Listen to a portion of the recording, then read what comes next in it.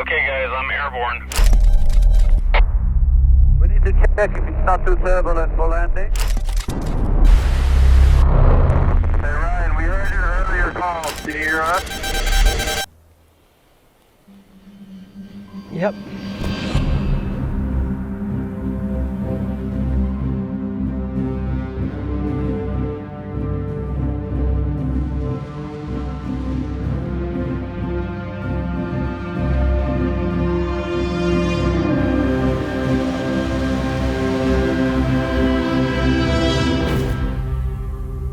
Throughout my life, I've learned that the most worthwhile journeys are the ones filled with unknowns and uncertainty. This unique adventure into Iceland is no different. We're setting off towards the most remote locations we can find to witness the landscapes that have been seen by pretty much nobody. And this being a once-in-a-lifetime event, these cameras are locked and loaded, despite the challenges they add to the adventure. It's not easy being the camera guy, making an already dangerous sport more complicated. So choices will have to be made between safety and taking the opportunity for a sweet shot. Now, our team of pilots have never met, so this journey becomes a voyage of discovery in every sense. I'm excited and apprehensive if I'm honest. My heart pumps as the motors fire on up, because it is time. We now enter into the realm of Glacier.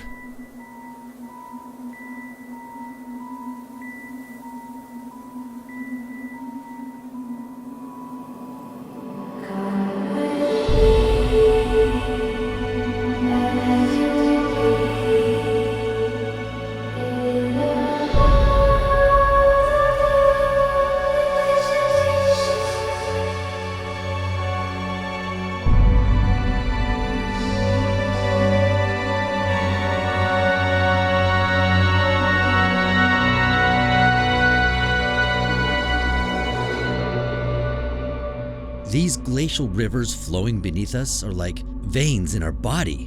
While seemingly desolate, nature still has a way to portray gestures of life.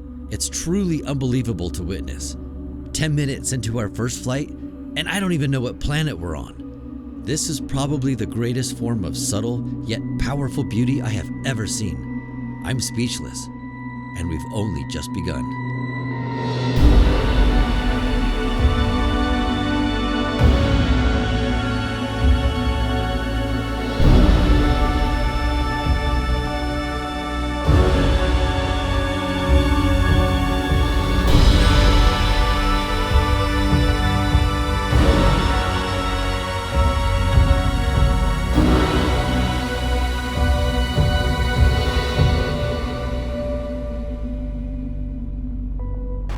I thought I had seen and done everything here in Iceland. But man, woo! Well, if this would be the only flight we have done here, it's worth it. I'm getting low on fuel. I'll see you at the LZ. Copy that.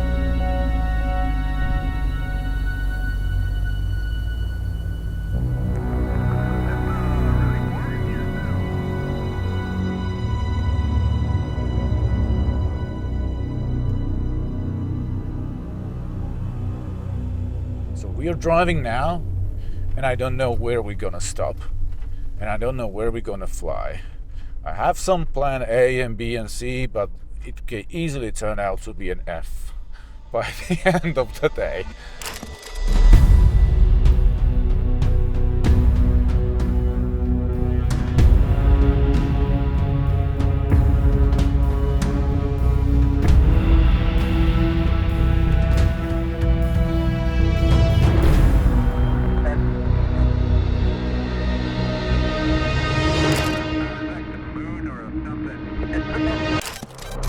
This was one of the most incredible flights I've ever had in my life. And I've had many. I thought last night was good. It was good. But this was on another level. Let's review the flight plan, shall we? Ascend through endless waterfalls, enter the glorious Valley of Thor, skim the glacier, don't die, cross back over the icy volcano, Eyjafjallajökull, navigate deep out of the canyons, cruise the cliffside clouds, and be back in 2 hours. Now, let the preparations begin to see if we can pull off this epic journey into Thorsmork.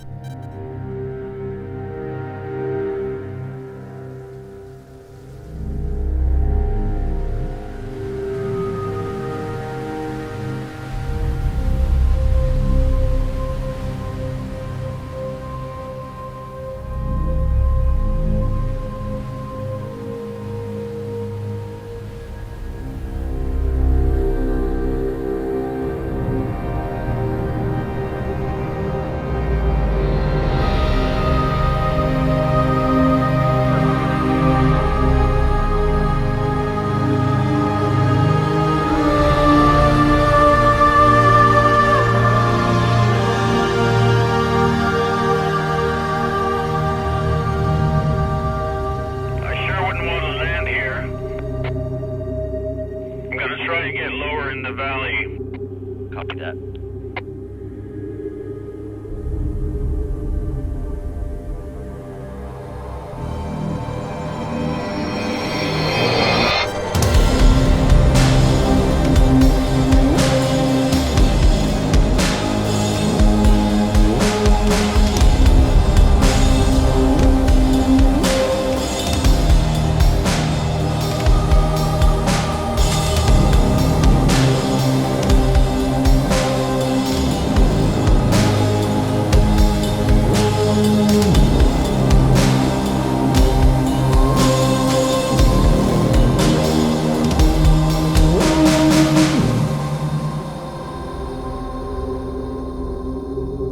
Miro and I flew eastward toward the glacier for a closer look. They are massive. You could feel their power just being in their presence, and like a magnet, it pulled me in for a more intimate view. When flying over, you can see down into the depths of the crevasses, some without visible floors. They are icy blue with layers of black ash from volcanic eruptions centuries ago to just a few years ago. It's beautiful, and at the same time, terrifying.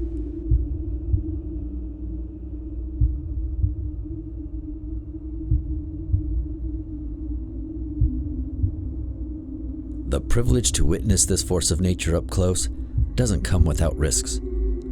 The glacial air produces a downward flow, making it very difficult to continue climbing or even turn around. Curiosity for a closer look put me in a position where I was facing, well, an uphill battle. That was awesome. That was super awesome. I was afraid for your life. I was a little afraid. But I got low. I wanted to drag it, but I didn't. And with a roll of the dice and a personal assessment of survival skills, choices were made. It was either going to be the most epic thing I've ever done, or a very expensive helicopter rescue mission. I'm full throttle, but I'm not climbing. Oh crap! Come on! Come on, get up! Come on!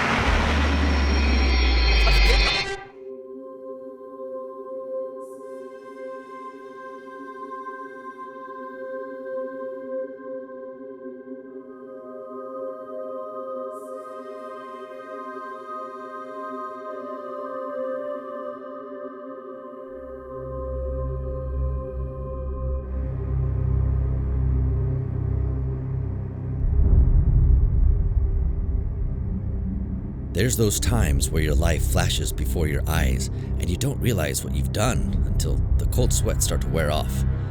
Sure, it can be dangerous, but do I ever regret it? Not a chance.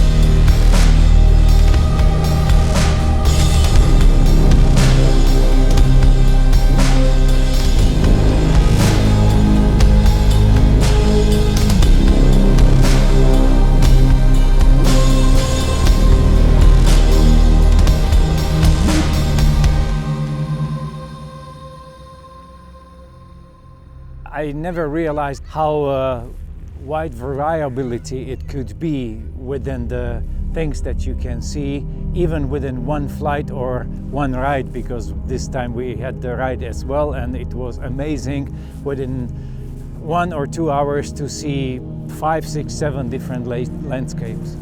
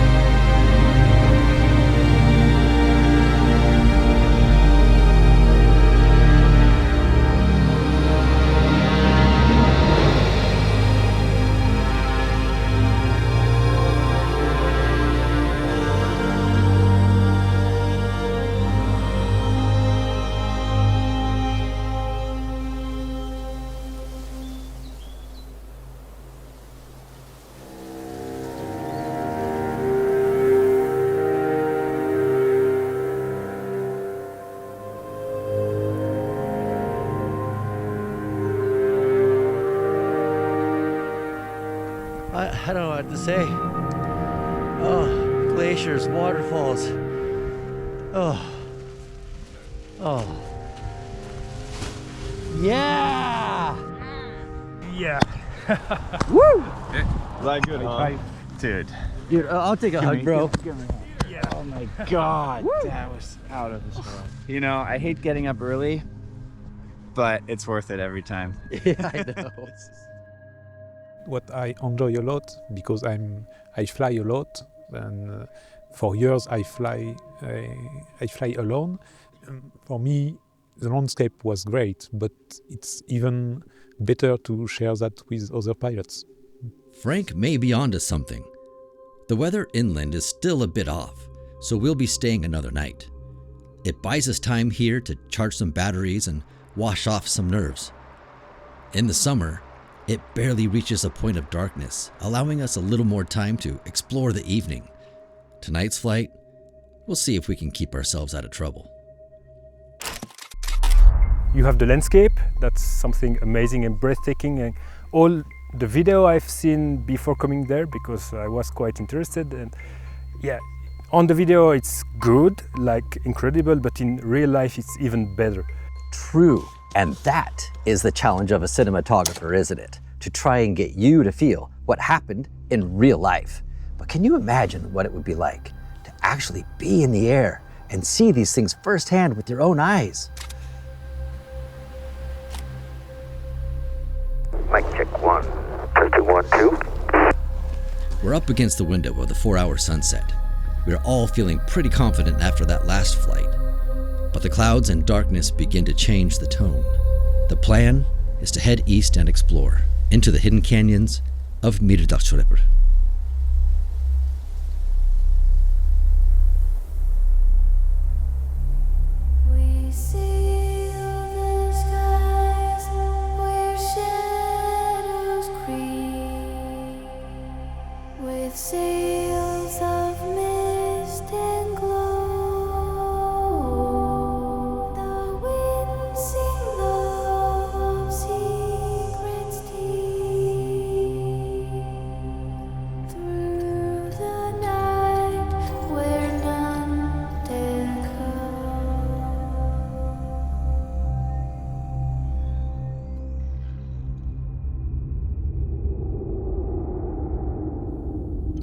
Sure didn't take long to get back into a position where, if the motor quit, we'd have a major situation.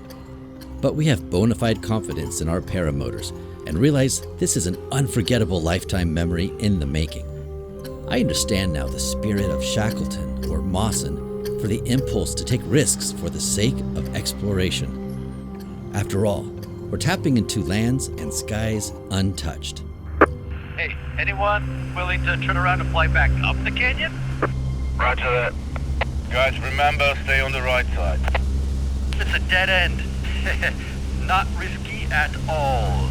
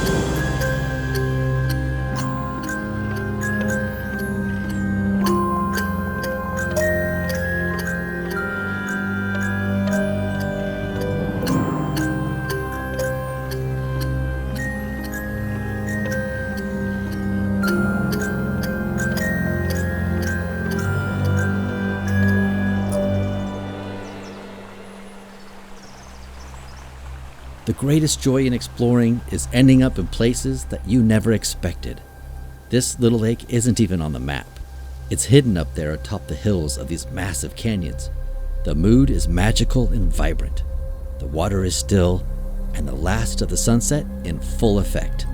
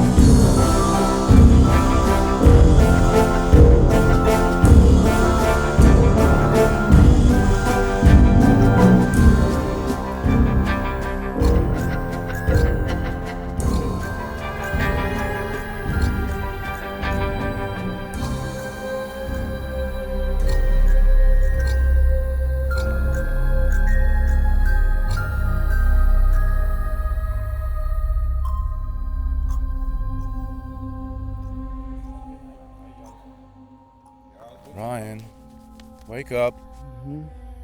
Let's go flying. We go from Vik, go to 209, which is not even here, but this is 209, then 232, up to meet 210, drive it the opposite direction, and when we hit the 208, we are close to Eldgia, which is the canyon, and Miro said, let's find a place to take off here if possible.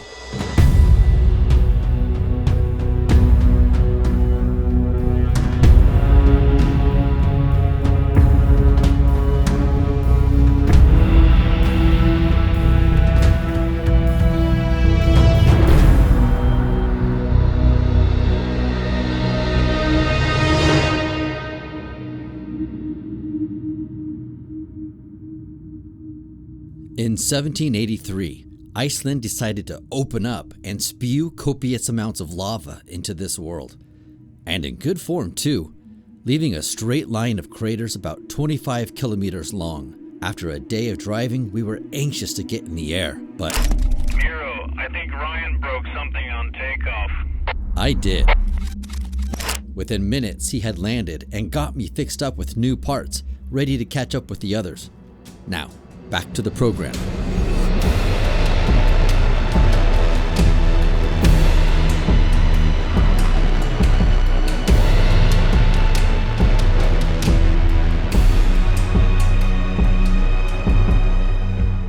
After beating up my wing and a paramotor, topped off with some bumpy weather at the craters, I was about done for the day.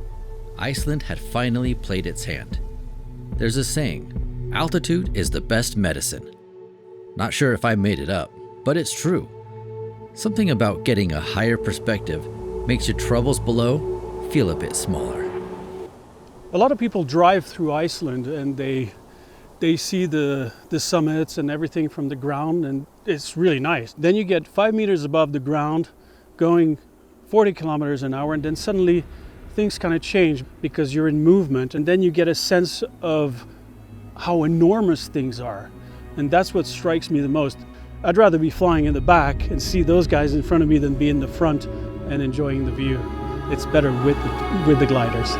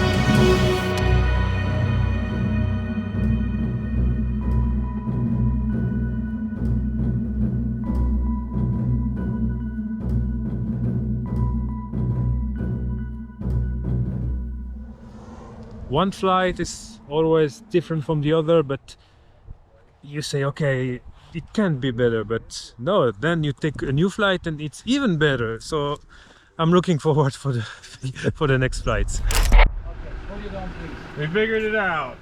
We are airing down tires so that it's a more comfortable ride on the off-road, hopefully. And then maybe we can rip it faster.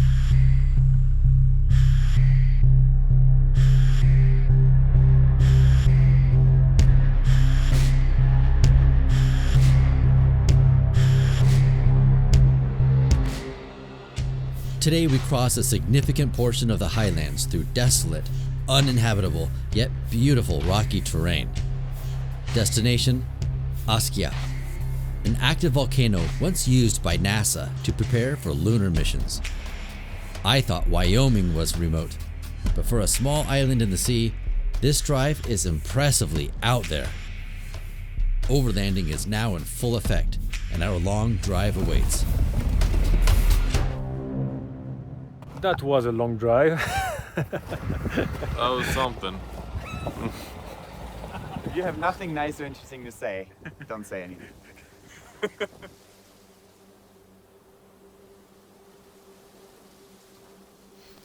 Let's assemble everything. Let's prepare everything, and starting the engines will be the last thing. That means in 30 minutes from now. So that's my guess.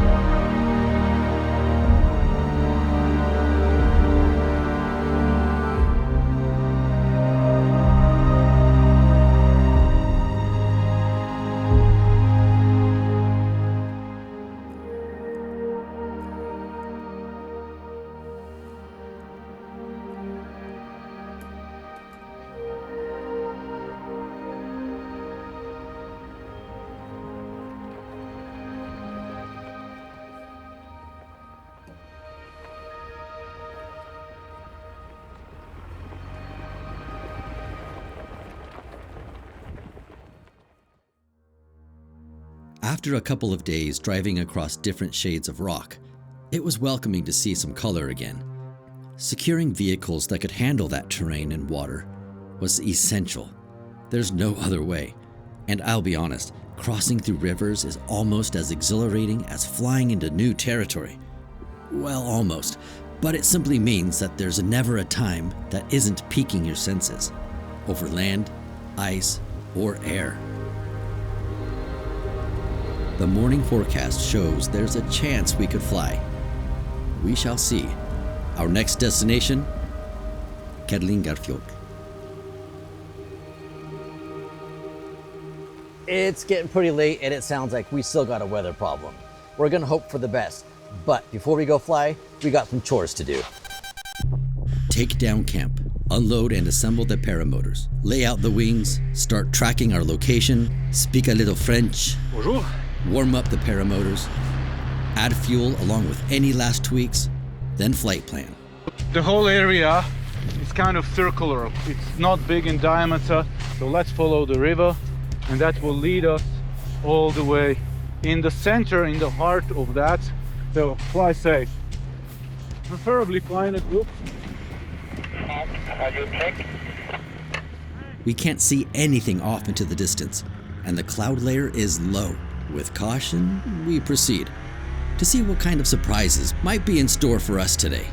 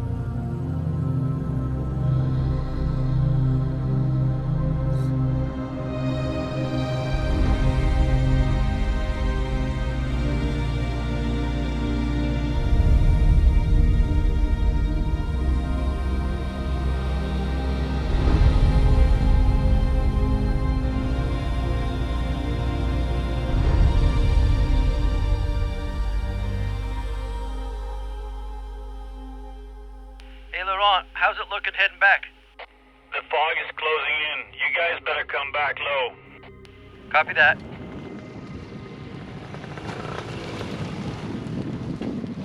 Woo! What a flight! That was awesome! That was incredible. Hey Laurent, Woo! what's the best landing? Beautiful. Playing with the clouds, playing with the sulfur steam, with the valleys. There were clouds low, there were clouds high, there were waterfalls. Awesome. Awesome. And flying back home with this, with the visibility of, I don't know, 50 meters, 30 meters, 20 meters, 10 meters, foot dragging it almost home. Oh, that was so epic! That was so epic! There are 2 million tourists coming to Iceland per year. And we are 30 of the 2 million that experience flying over Iceland this way, because there is no better way to explore Iceland than with a paramotor. And this off-road trip, it's actually 10 out of those 30 that we go even further and see places that no one has ever seen the way we're gonna see it. You can't find any photos pinpoint on the Google Maps of the places we are flying at. Probably no one has ever been there. Like true explorer. I love that part.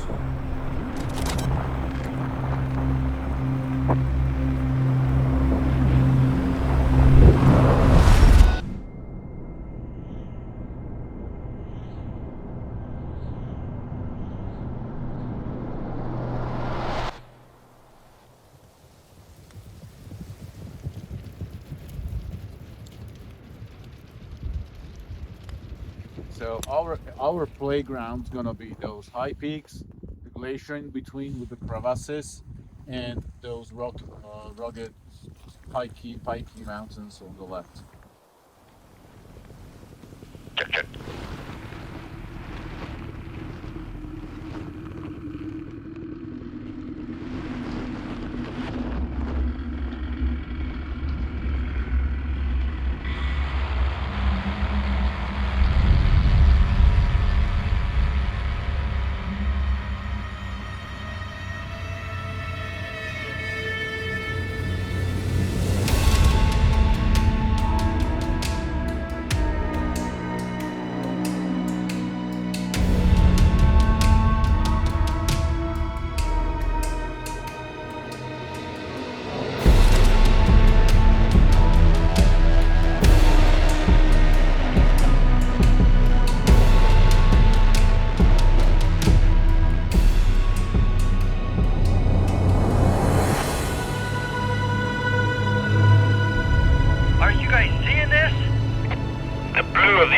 Absolutely amazing down here.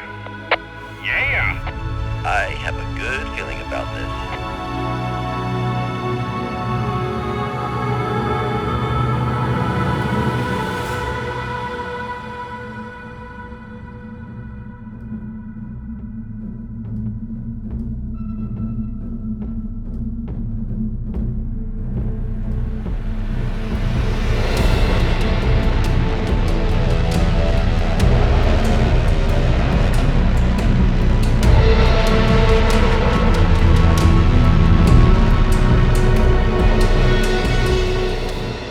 Geological is the largest ice cap in Iceland.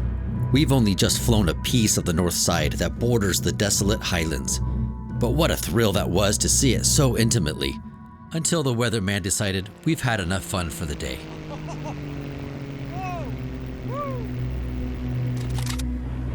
Guys, I'm getting shaked up pretty badly here.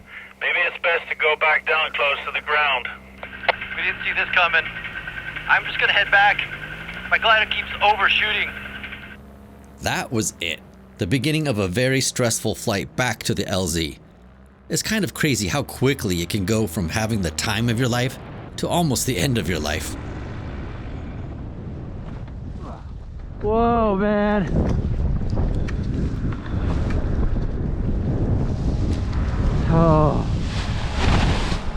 Oh, that was nuts. Oh. It's interesting how human connections can form. Say that I experience an epic flight or narrowly escape a tragedy. If there is a friend or even a stranger who just went through some kind of insanity with me, we don't have to say a word. We're brothers for life.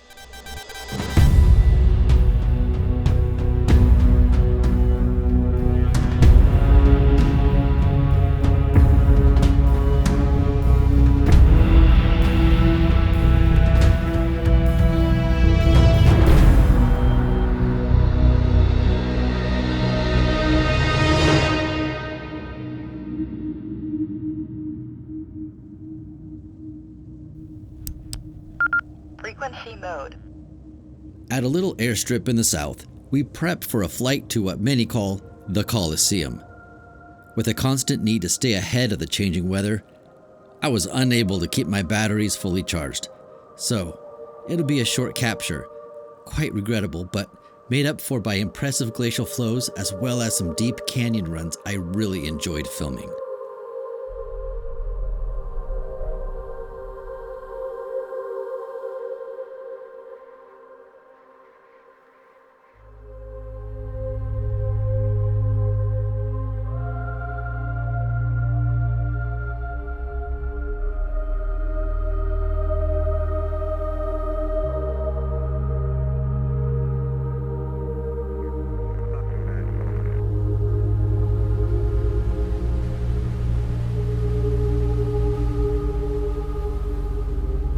For a canyon ride. I'm right behind you.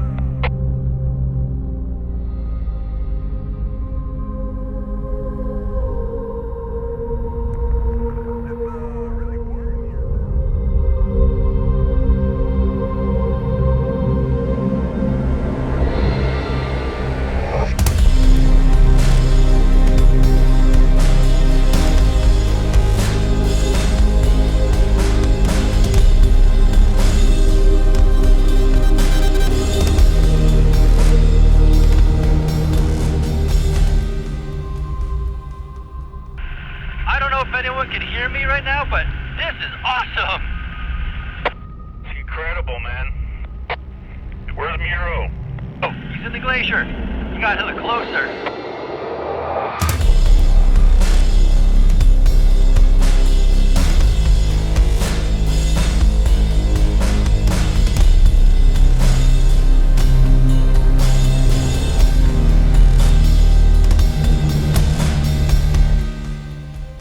There's a sense and realization that we are nearing the end of the trip. It comes with a mixed bag of emotions, actually. Am I going to be able to remember all these incredible flights? All the little sheep hiding in the mountains? Well, the body and brain can only endure so much before it breaks, and I feel like I'm starting to make a few more mistakes than usual. Maybe we got one more in us.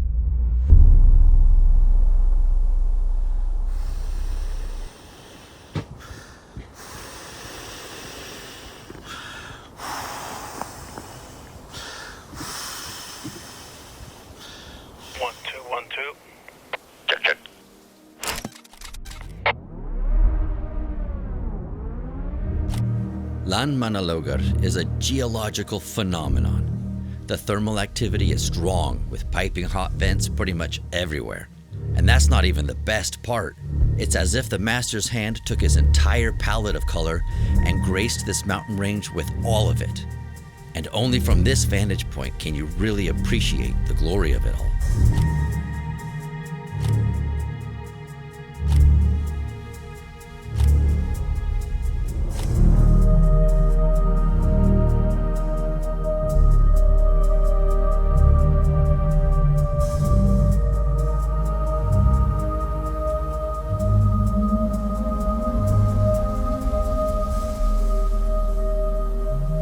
This sport offers many opportunities to think about a lot of things. Like, what would I do if I had to land on a glacier or over a river with a waterfall? But this may be the first time I've had to contemplate what it may be like to be boiled to death. It's crazy, I know, but we're flying over boiling hot pots that could do the job pretty quick.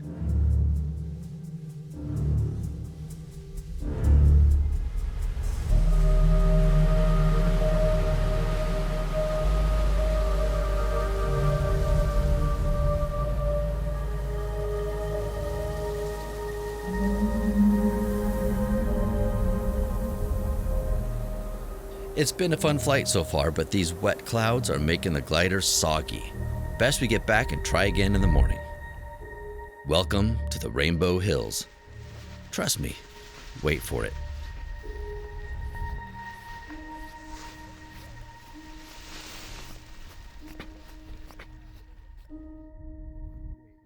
So it's just after 11 o'clock p.m. and we just landed, and we're going to sleep for a few hours and get up around 5 and start setting up to go fly again. Fly, eat, fly, sleep, repeat. And the guy on the radio says, pull right, pull left. And then when you're coming down, at some point he says, okay, hands under your butt. And you go, whoop, and you're back on the ground. And you're like, did this really happen? You know? Sharing the joy of flight never gets old. I mean, it's so good, it's hard to not talk about it.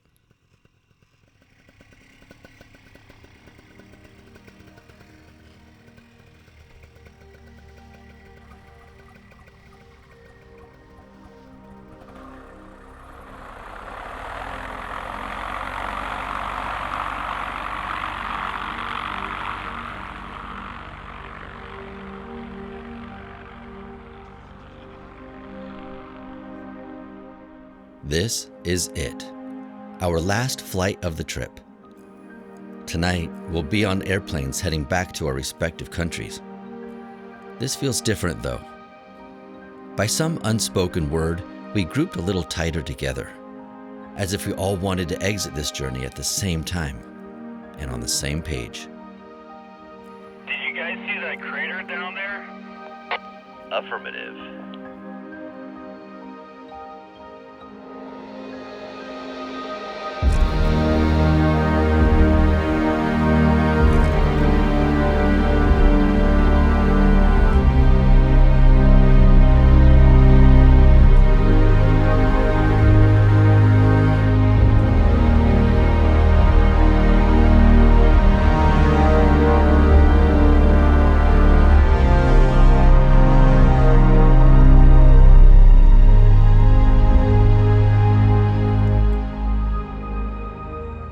It almost seems like Iceland was saving up some of the best for last. Diverting into an unassuming canyon, I found this candyland of color. Only a few places on Earth can pull this off, and I feel like I just discovered another.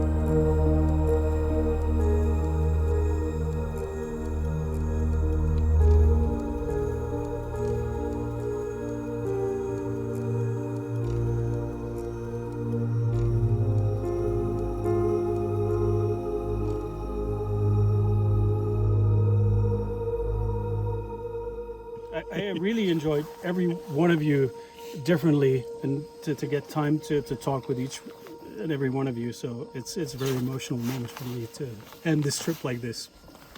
To all of you, thank you.